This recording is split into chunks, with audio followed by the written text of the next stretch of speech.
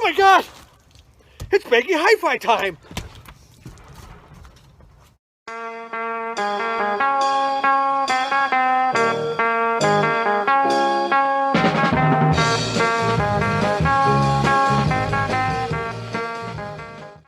Greetings cats and kittens, welcome once again to Baggy Hi Fi, this YouTube channel devoted to record collecting and the vinyl community here in the UK.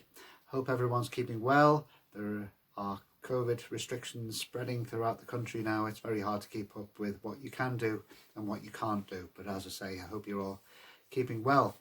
Now the theme of this video this time round is the Perky and the Quirky, some British records, pop records from the 1980s. Now I think the 1980s is a decade, each decade has its own qualities and highs and lows. I think maybe the 80s was possibly less varied than the 70s, but what sort of dominates I think in the 80s is that while it was unhip to be a pop star in the 70s, it actually became hip to be a pop star in the 80s, and so you get lots of bands who began as sort of quite experimental, like the Human League and OMD, becoming big chart acts, and so a kind of quirkiness crept into the pop charts in the 80s. Although I suppose the overarching sound, well, the sound I associate with the 80s, and especially towards the end of the 80s in pop music, British pop music, is that kind of very high gloss, trebly sound, personified really by the Stock Aitken and Waterman pop records, and it's just very soulless with that kind of clattering drum sound that most people seem to dislike a lot now. So it might surprise you that I've been buying some records from the 80s with that negative comment there. I mean, you know, there's lots of great music in the 80s. I mean, post-punk, lots of bands who are, you know, ploughing their own furrow, like The Fall. But in British pop, there are some very interesting artists, and some ones which I don't like either. So there's going to be a bit of a mixture here, because I've mentioned in my recent videos about buying 70s records that there's a fairly local shop which I've just discovered that is quite cheap and has lots and lots of used vinyl. So some of these were bought from that shop, and some of these are 12-inch singles. So if the 90s were the decade of the CD, I think the 80s was the decade of the 12-inch single, and some of these, as I say, are 12-inch singles. So let's move on to the first record, and nearly all of these records I'm going to show did get into the charts, so I think we can classify them as pop records. This first one was a blind buy, Micro Disney, an Irish band who apparently were in the Irish top 40, but they were very sort of highly regarded by the critics in the UK in the 80s. Now the reason why I bought this is partly because it was cheap, but also because a member of this band is Sean O'Hagan, or Sean O'Hagan, who is now, or has been on and off, a member of Stereolab, and did their string arrangements. And I like his contributions to Stereolab's records a lot. And I also like his band after Micro Disney, the High Llamas. They produced some quite interesting records too. But I really didn't like this record at all. It's called Cricket Mile, and it's from 1987. And the singer in this band was Cathal Coughlan. I'm not very good with pronouncing Irish names, but it's very sort of knowing, clever pop, sort of like an 80s equivalent, Irish equivalent of Steely Dan in my book. The kind of thing that the critics in the NME were really loving in the 80s, you know, very, very, what they would call sort of intelligent pop music. Really didn't like this at all. There's all the lyrics, lots of puns in the lyrics, very clever. So this is both perky and quirky, but I didn't like it, and I don't think I'm going to hang on to it. The next record is an absolute classic, which I only had on CD, by a band which the rock and pop writer Simon Reynolds said one of the great should have been bands. And they did have success. In fact, they had a run of 3 singles which were in the top 20, and that band, who I've talked about before, are Associates, or The Associates, a duo from Dundee of Alan Rankin and Billy McKenzie.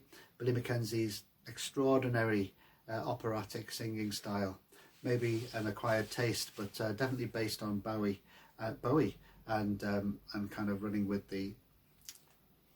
that style, and then particularly I think the sound of Station to Station, and just taking it to the nth degree. This is a album called Sulk. It's from 1982, and it was a top 10 album. There's interesting stories about this record. It's a really nice condition. This the inner looks virtually unplayed, and it sounds great. There it is. The record company had great hopes for the Associates, and yeah, they did have some hit singles, but the £600,000 advance that was given to the band was just sort of squandered, really. Apparently the recording sessions were wild. Included urinating into a guitar to see what it sounded like, filling tom-tom drums with water to hear what they sounded like. Also, sort of messing up the drum kit, the standard drum kit setup, and just having snare drums. You can actually hear that sound on this record, and it's very explosive. Also, a lot of the advance money was spent on hotel bills, including a room for Billy McKenzie, the singer's whippets, to sleep in. So yeah, apparently after this record, Alan Rankin left the band because of the excesses of Billy, and also because Billy McKenzie didn't want to tour in the US, and that they were just on the verge of touring in the US. So it's a really fantastic, highly recommended album, this Sulk. Eccentric pop music from the 80s, and probably the 80s at their finest. So I mentioned that Alan Rankin left the Associates, and so it was really down to just Billy McKenzie after that. And I've got two 12-inch singles which I bought from the local shop recently, and this is later material. So it's much more conventional. Singing is still nice. This is Take Me to the Girl from 1985. It's a 12-inch mix and a couple of other tracks on the other side. Quite good, but not as good as the Associates' early records. And then the next one is from 1988. This is towards the end of the Associates' life. This is a version of Heart of Glass. And again, Billy McKenzie singing, very unmistakable style, but it's just really a kind of house music backing at this point by now. So just not anywhere near as interesting as the Associates' early stuff. And that's another 12-inch with some remixes and things on the other side. Now we come to a band from Liverpool now. We're sort of getting into a guitar pop category. And this band were named after a Frederick Pohl science fiction story, and the band is the Icicle Works. They're from Liverpool. I remember seeing them playing a gig in about 1983, 84 in the Liverpool Warehouse, which was a venue that used to have a lot of indie bands playing. Now, I didn't really like them. I remember seeing them live, and friends were saying, "Oh, they're really great. They're going to be the next big thing. They're going to be the new Bunnymen." I wasn't really impressed. There were lots and lots of bands around about that time who did sound a bit like Echo and the Bunnymen, a little bit psychedelic tinged, but quite poppy and guitar-y at the same time. So this is on Situation. What label is it on? Situation 2. This is one of the hits they had. From what year was it? It was 1984. Birds Fly Whispers to a Scream. I like them a little bit more now than I did at the time. Maybe it's just nostalgia. And I do like this sleeve here. The other hit that they had, I just bought at a charity shop the other day, and there's Love is a Wonderful Colour. Again, this was a hit as well. And the main songwriter and singer in the band is Ian McNabb, who has had a solo career, and I don't have any of his records. I remember when I did see them play live that friends were saying, "Oh, that drummer's really fantastic. Andy Sharrock is an amazing drummer." Again, I thought his playing style was kind of a bit too fiddly, but what do I know, because he went on to play with Oasis, and who else did he play with? Robbie Williams, the Lars, and the Lightning Seeds. So, he went on to a great career as a jobbing drummer. I think we're going to take a commercial break now. See you after the advert. Are you suffering from tense, nervous headaches? Yes, all the bloody time. Then I would say you need a dose of Baggy Hi Fi. Really? I'll give it a try. Because it's Baggy Hi Fi time. Bloody kids these days.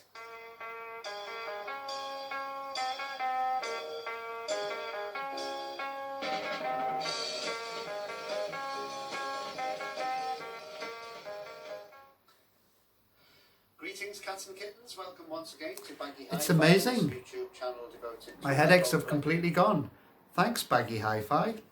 Moving on with some more Perky and Quirky records from the 1980s, pop records from the UK.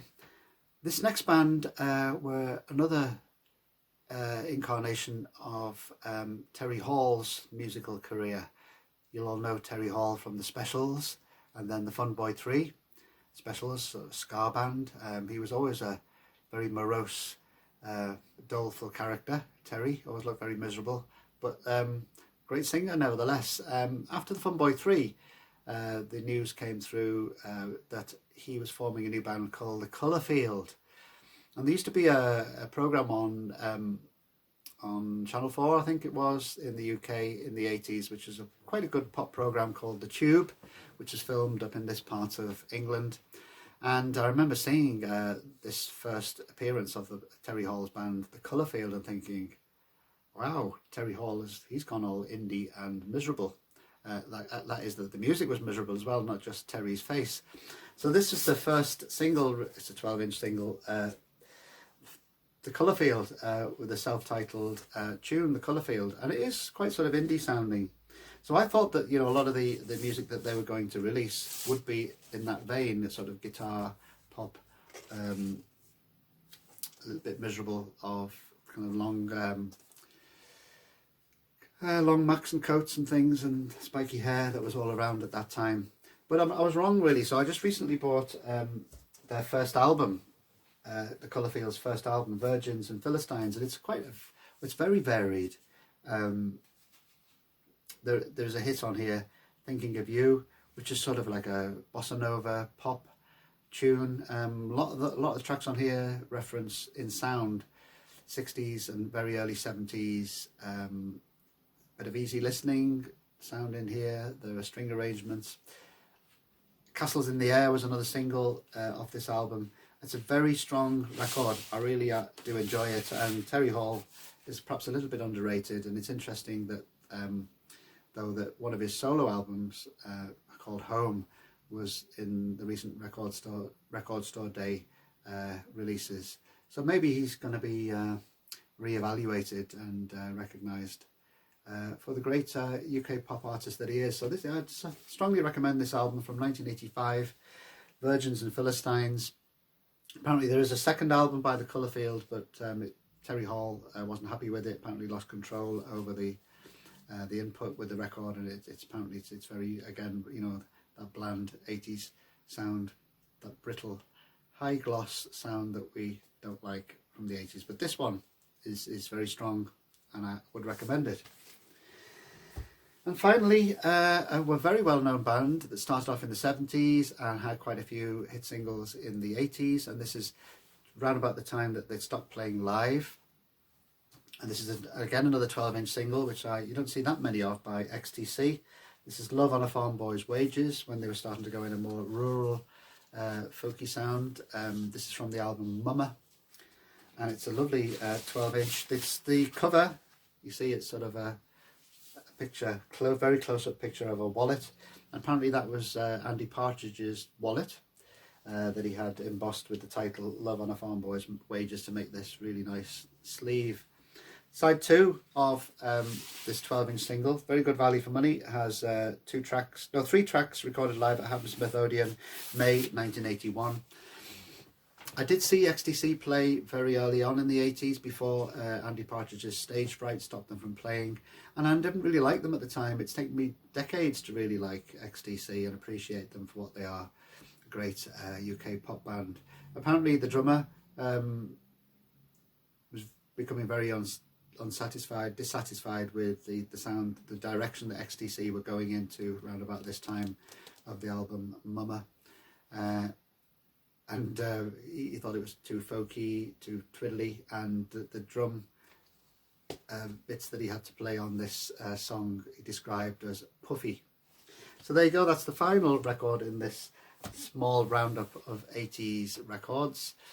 Hope you're all keeping well, and thank you to Steve Carlson for filming the introduction to this video. Yes, that really was Steve Carlson, making sure that he was woken up on time to follow Baggy Hi Fi. Thanks for all your subscriptions, thanks for all your comments. I do enjoy replying to those. Hope you continue watching. More videos coming very soon. Bye for now.